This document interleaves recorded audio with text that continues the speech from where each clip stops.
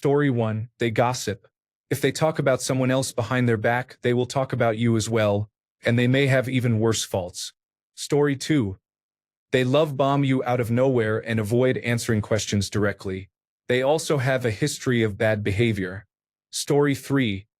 People who despise those who are weaker, less attractive, or poorer divide people into better and worse. People who pride themselves on a certain quality rarely question others' values. Insincere people feel better when others are diminished, yet they seldom do anything constructive with their own lives. If someone mocks another person in front of you, there is a good chance they will mock you too when they see an opportunity, often because of their own stress or life problems. In short, people feel powerful when others are weak. Story 4. If someone gossips to you about others, they will gossip about you to others. Story 5. They complain about how someone else's actions affect them, but have no regard for how their actions affect others. Story 6. People who flatter you out of nowhere for something that feels out of context, and who seem to claim an unearned closeness with you, are a big red flag. Your body will tell you that something is off. It is subtle unless you have experienced it before, in which case you are very clear that it is happening. It is terrifying when you know it is happening because you know you are being targeted. This is a form of grooming that dangerous narcissists and sociopaths use when they are planting seeds to manipulate, exploit, or abuse you. If you are easily flattered, you are easy prey. Story 7. People who say they like or admire you, but constantly badmouth others will eventually target you. Story 8. I like people who are nice and respectful. Who doesn't? What I don't like is when someone I just met immediately talks to me as if we were lifelong best friends. It comes across as someone trying too hard to be liked and feels toxic. Story 9. They lack self-control and the ability to delay gratification. Story 10. The little innocuous white lies are something we all do from time to time. For example, yes, Mom, I really wanted to go to your Bible study brunch, but I could not because I had an appointment with a client I could not miss. Some people lie about anything for no reason. I am not saying that makes it better, but people who lie with no gain and not to spare someone's feelings are capable of much larger lies and are just playing games. That is what I dislike most about people. Discovering the real person in someone I thought was okay. Story 11. If they demand respect as a way to shut down criticism after saying or doing the most disrespectful things. Story 12. Anyone who cheats in a board game or is so overly competitive that they will cheat to win bothers me. The stakes are low because it is usually just a friendly game among friends or family with no real reward. Why do it? To me, it shows that the person will do anything to get to the top, even if it means trampling those closest to them.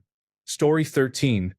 Excusing bad behavior by saying everyone lies is not true. Story 14.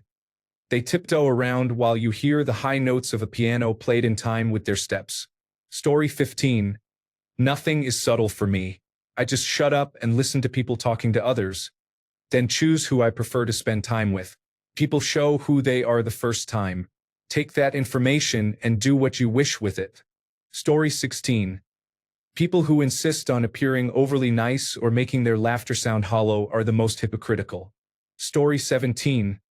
They always have something to prove or verify, usually because they are overplaying a lie. Story 18. They repeatedly tell you they are nice. My experience shows that when someone says they are a good guy, you are about to be betrayed in the worst way. Story 19.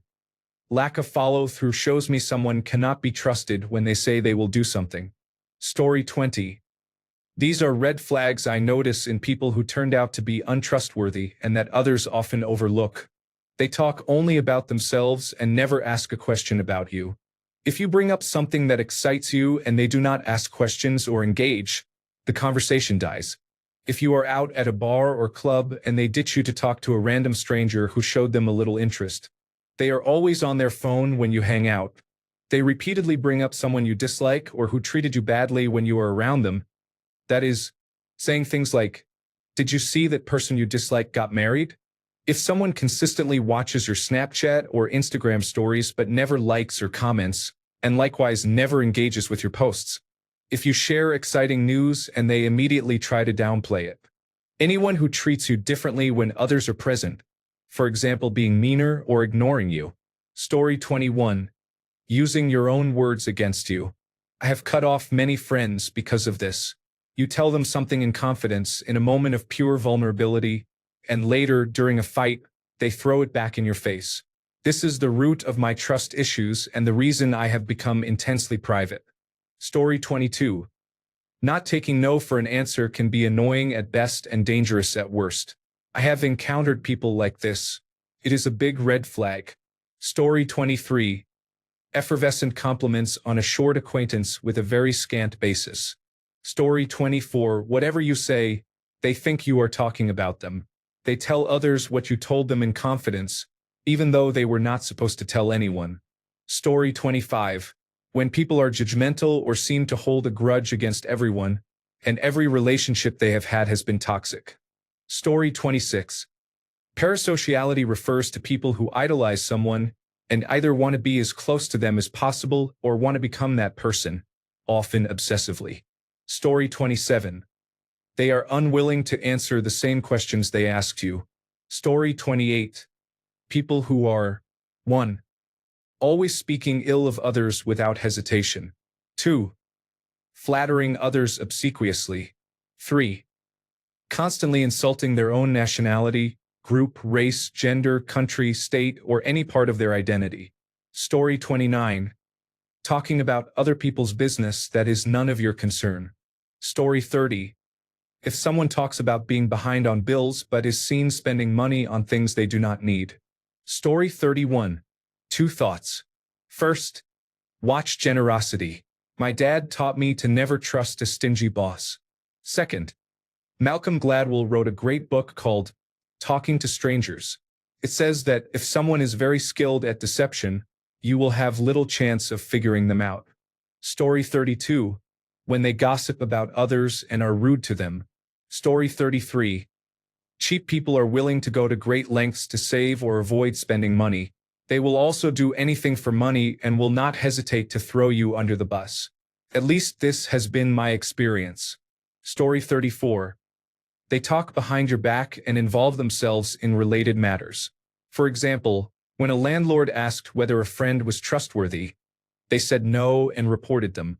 They also secretly have difficulty trusting others. For instance, if their car were vandalized, they might ask you if you did it. Untrustworthy people often keep their insecurities hidden. Story 35. They do not keep their word and often do not follow through on promises. Story 36. They want you to make a decision about something before you have time to think about it. Story 37. They talk about people behind their backs but are nice to their faces. Story 38. If they speak negatively about mutual acquaintances when those people are absent, they will speak negatively about you when you are absent. If they are always the victim in situations, if they are rude to service workers, if they are unkind to dogs, if dogs do not like them, if they do not like chocolate, if they cannot maintain eye contact, even briefly, if they cannot admit they are wrong, if they consistently distrust you without reason or make accusations that imply you are disingenuous and untrustworthy, if they find joy in others' suffering, if they do not understand that their emotional response to a situation is a choice they are making, not something you are causing. Story 39. I enjoy gossiping, which I do not think is a reliable indicator, because everyone talks. It is hard to judge based on that, especially since people can frustrate others, and that is just life. For me, a clear yet subtle sign is when someone tries to convince you to be a certain way instead of allowing you to be your authentic self. For example, I have a frenemy I tolerate because she is my girlfriend's friend. She is always telling people to go to therapy, yet she is not in therapy herself. That drives me up the wall. What do you mean, go to therapy? Stop projecting and sort yourself out. Story 40. When you have just met someone and they begin telling you a secret about a person you both know. Story 41. When you share a secret with someone, and a person who was not present and not involved asks you about it. Story 42. These are people who blurt out way too much personal information about themselves, but when you tell them something important, such as about a sick relative, they do not remember. I call them D-list friends, and that is probably being too kind. Story 43. If someone's actions do not reflect their words, they cannot be trusted. Story 44. They defend, associate with, enable, and make excuses for bad people. Story 45. They care a lot about appearances and bring up how things might look to others. Story 46. When they tell you about their own drama too soon, especially if they are feuding with multiple people. Story 47. Dishonest and unintelligent people cannot be trusted because they do questionable things and can hurt themselves or others. First sign. If someone says they do not need payment for their service or help, you can be the nicest person on earth, but everyone needs to eat. Everyone needs compensation, even if it is just a meal or a small gift rather than money. If someone says they do not need payment, they are either naive or they have other goals and are not honest with you. Their goal might be friendship, which is not necessarily bad, but it is still not fully honest. They might also be trying to create a sense of obligation. Second sign. If someone has only a single interest, you can judge a person's curiosity or breadth of knowledge by how many interests they can describe. Very few people truly have only one interest. The fewer areas you care about, the less knowledge you accumulate and the narrower your worldview becomes. If you are genuinely interested in a topic, you want to learn as much as possible, and you learn faster as a result. Third sign. If someone talks only about themselves at a first meeting, this is not about politeness but about psychology. If someone cares about you and wants to know you, they will ask many questions about you. They will ask how you feel about things and how you see different situations because they want to understand you and are interested in you. This also ties back to the second sign. Someone who cares only about themselves will try to impress you with achievements and brag. They may put others down to make themselves look better. People do this because they see you as another achievement or because they feel inferior and want to raise themselves. Narcissists often behave this way and, fundamentally, cannot be trusted because they only care about themselves. The sooner you recognize signs of narcissism, the safer you will be. These are just a few signs that came to mind. Story 48. People who treat their feelings as proof of truth are not trustworthy. Let's look at two examples. 1. Carol feels that Tiffany wants to steal her partner Tommy because Tiffany sometimes smiled at him and helped him with something. Instead of reflecting on her obvious jealousy and responding like an emotionally mature person, Carol attacks Tiffany. Carol assumes her feelings prove her opinion. When she feels jealous, she assumes someone is trying to seduce her partner, rather than understanding that her feelings signal fear of losing Tommy. Tiffany, for her part, has no idea why Carol suddenly attacks her. Tiffany is not interested in Tommy or any other man. She believes in being kind to everyone. 2.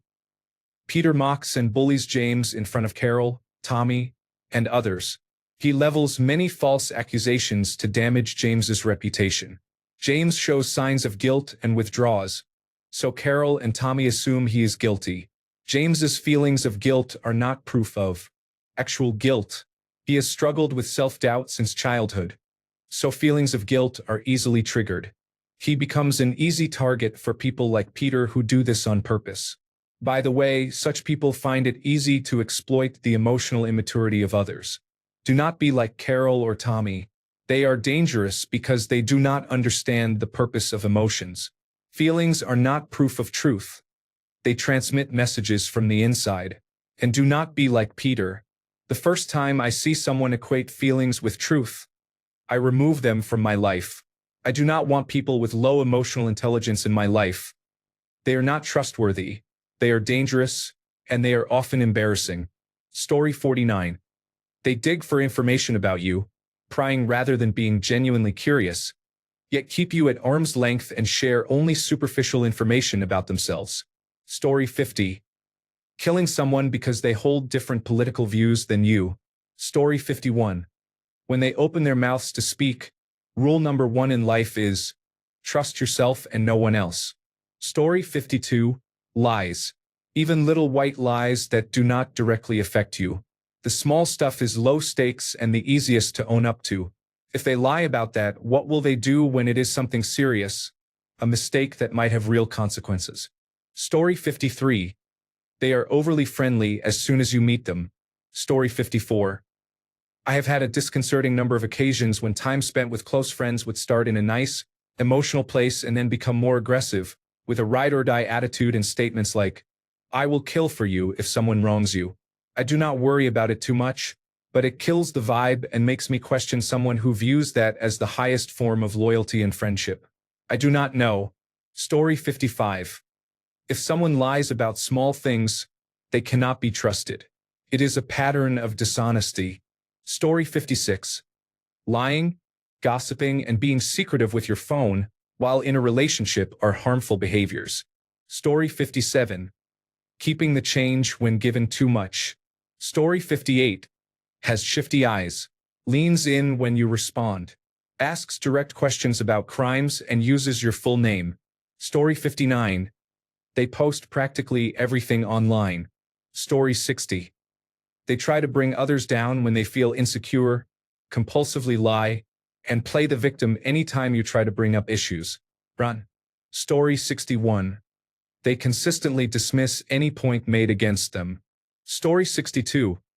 I would not trust anyone with a tattoo on their face, including teardrop tattoos. Story 63. People who are consistently late. Yes, I said it. You know, if you're one of them. Story 64. Being compared to someone with phrases like, "Oh my God, you are so much better than someone else," suddenly makes you feel shoved into a toxic competition. You begin to expect that the person will compare you negatively to others. Story 65. People talk or reply while looking at someone. They maintain odd eye contact and laugh for no apparent reason during the conversation. Story 66. People who pepper the word honestly into their speech, especially when trying to sell you something, can come across as insincere. For context, I went with a former partner to buy a truck from a man he had met online. The seller tried too hard to sound sincere about how good the truck was. I thought something was off, but my partner gave the man the money anyway. The truck did not last more than a few months before we started having problems, and it turned out to be far more trouble than it was worth. Story 67. They talk about other people behind their backs. That means they will do it to you too. If they begin by saying, "I am not supposed to tell anyone," and then reveal the secret anyway, they cannot be trusted. Story 68. I have great ambitions, and when I say things, people disown me or call me a liar or dismiss my goals as unrealistic. Yet when I speak out loud, those things come true, which scares a lot of people. So am I a prophet? I am going to profit. Story 69. If they are always talking badly about someone, there is a 100% chance they are doing it to you as well. Story 70. They celebrate and revel in the murder of someone because that person dared to express a political opinion. I hope this helps. Story 71. They tell you about everything people say about you.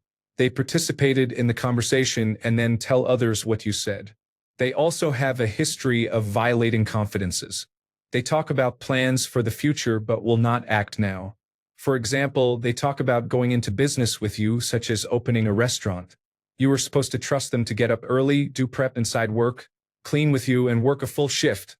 But they will not clean their own living room, sleep through commitments, and constantly neglect household tasks. Story 72. When they tell other people things that were confided to them. Story 73. I do not trust anyone who does not like animals. Unless they have a phobia or another medical condition, I cannot help thinking they lack empathy. Story 74. When someone tells you something that requires your buy-in and averts their eyes, be cautious. On both a personal and professional level, whenever I hear the words "super excited" at work about a change, I know I am about to get seriously screwed. Story 75. Dislike of animals. Having pets and treating them indifferently. Consistently implying or hinting that he does not want to be held accountable.